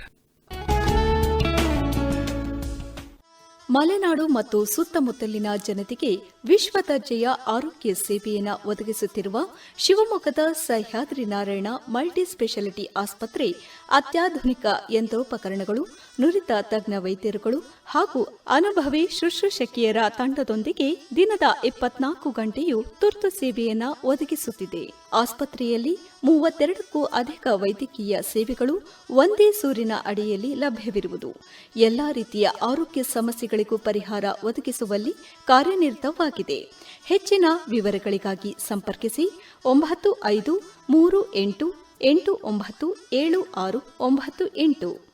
ಇದುವರೆಗೆ ಆರೋಗ್ಯವಾಣಿ ಆರೋಗ್ಯ ಸಲಹೆಗಳನ್ನೊಳಗೊಂಡ ವಿಶೇಷ ಕಾರ್ಯಕ್ರಮ ಸರಣಿ ಕೇಳಿದಿರಿ. ನಿರ್ವಹಣೆ ಆಕಾಶವಾಣಿ ಭದ್ರಾವತಿ ಹಾಗೂ ಚಿತ್ರದುರ್ಗ ಆಕಾಶವಾಣಿ ಕೇಂದ್ರದ ಕಾರ್ಯಕ್ರಮ ಮುಖ್ಯಸ್ಥರಾದ SR ಭಟ್. ಈ ಕಾರ್ಯಕ್ರಮ ಆಕಾಶವಾಣಿ ಭದ್ರಾವತಿ ಹಾಗೂ ಚಿತ್ರದುರ್ಗ ಕೇಂದ್ರದಿಂದ ಏಕಕಾಲಕ್ಕೆ ಪ್ರಸಾರವಾಯಿತು.